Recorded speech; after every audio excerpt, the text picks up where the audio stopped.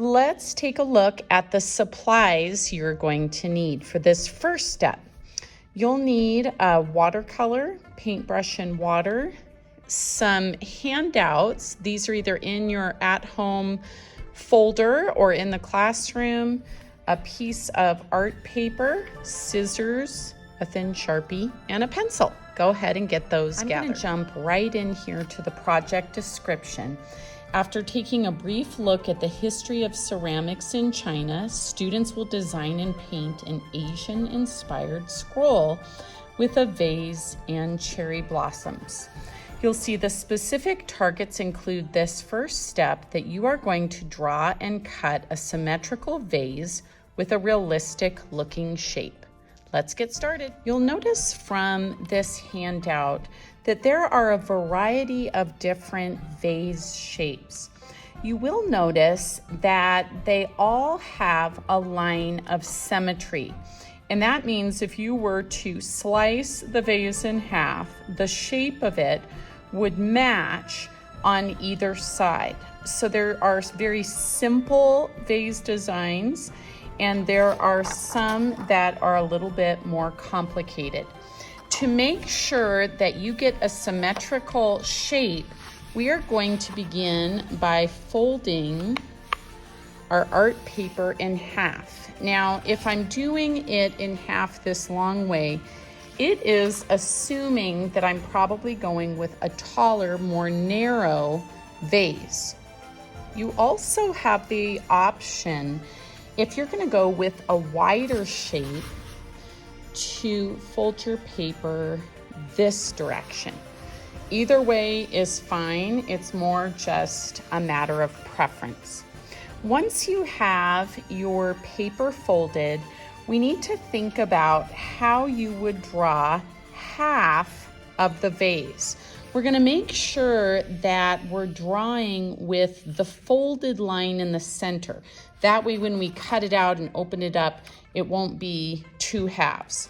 Now, you can very simply just use a pencil and get the basic shape of the vase. Now, you'll notice that the artists who created these put an ellipse at the top and also a curved line at the bottom. The reason for that is it gives this drawing the illusion of being a 3D shape.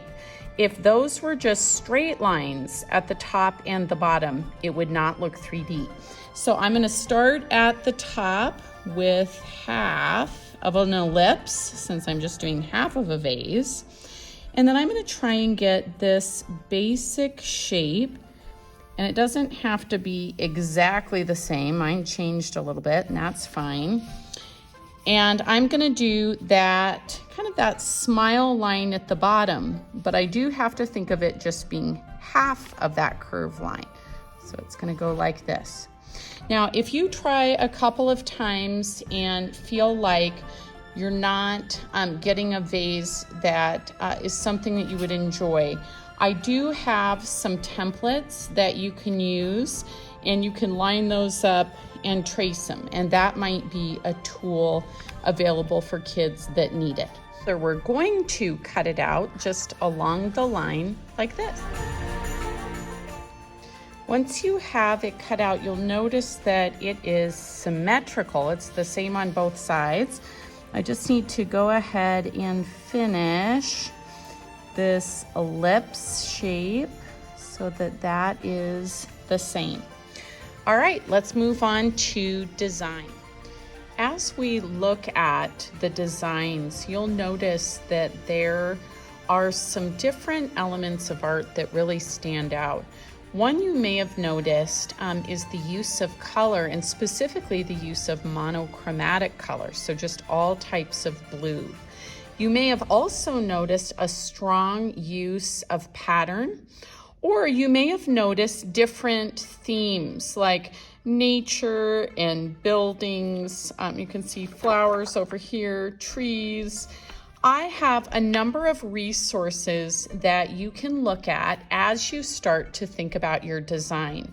I would like you to consider a pattern at the top and bottom of the vase to get started, and then something in the center that is Asian inspired. So to prepare myself for the patterned areas, I'm gonna create a couple of sections.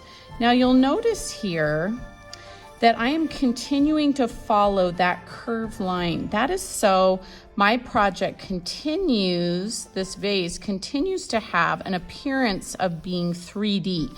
If I were to start drawing just straight lines across, we would lose the illusion of that 3D shape.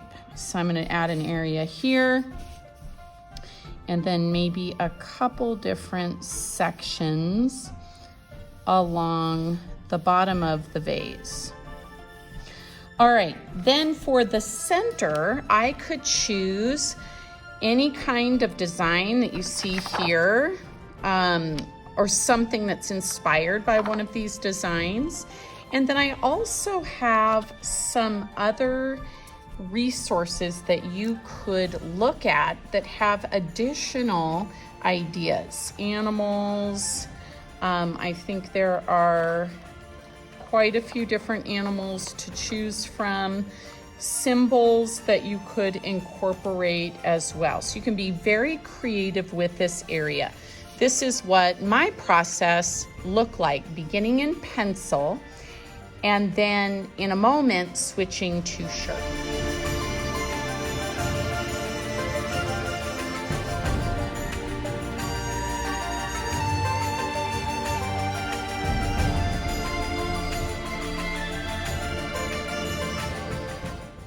As mentioned before, after you have a basic pencil sketch, and you'll notice that I went really light.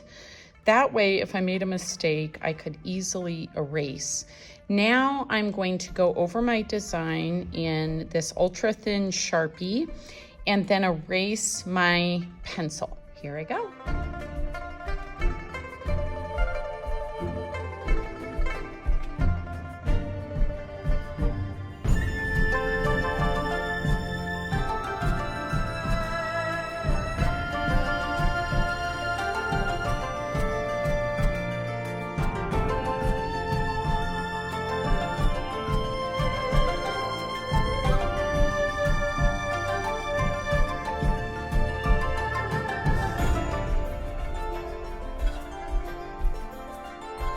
Now that we have neatly drawn and outlined an Asian inspired design, gone over that in thin Sharpie, our goal is to use only blues or a monochromatic color scheme.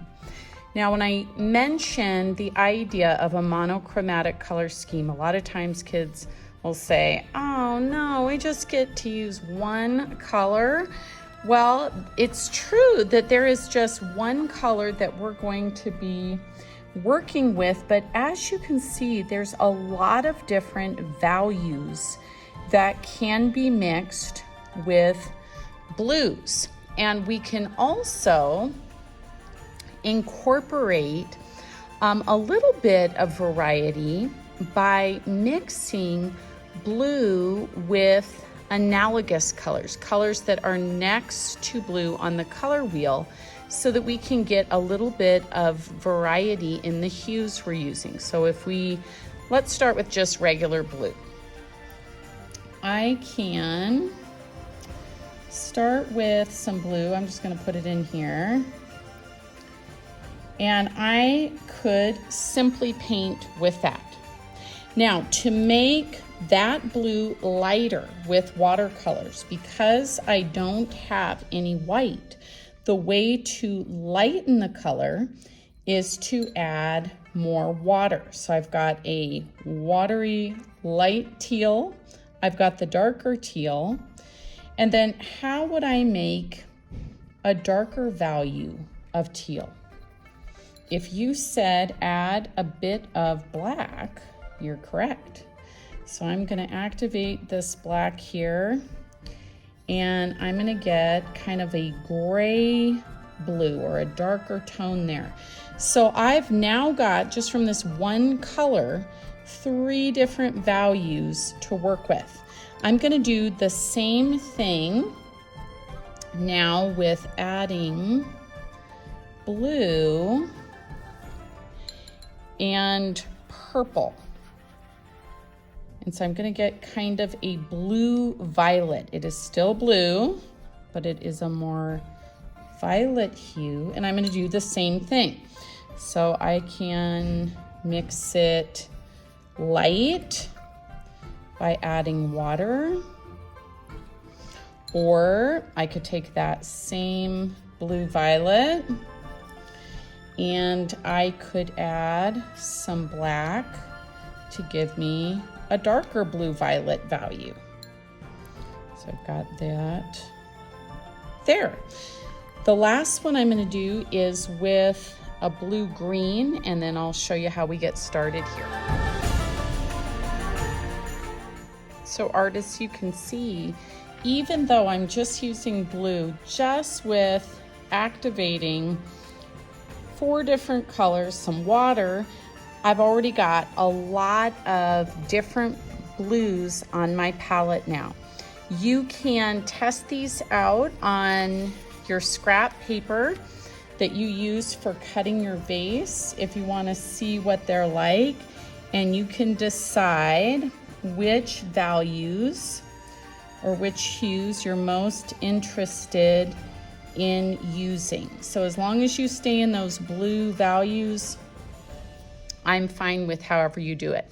Now, I would suggest, because we do have limited time, that you maybe not paint the entire thing blue like you see in some of the examples here. I would definitely, for mine at least, I'm gonna do blue designs on a white background, and that's gonna speed up my process, and it also provides some really beautiful contrast. Here's what my process looks like.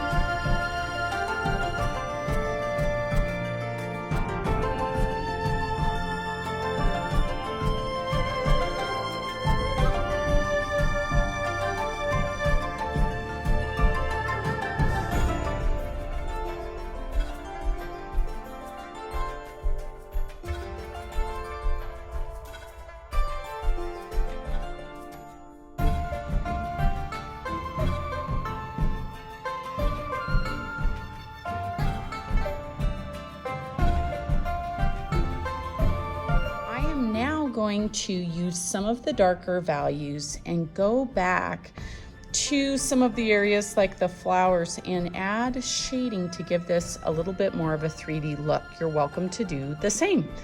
I'll show you my process.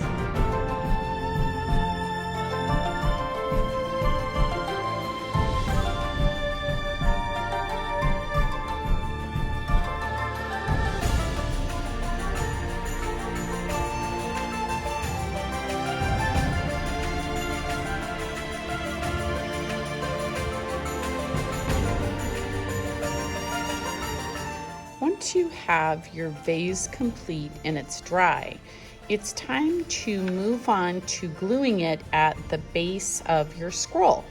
The scroll paper looks like this, and you are going to center your vase.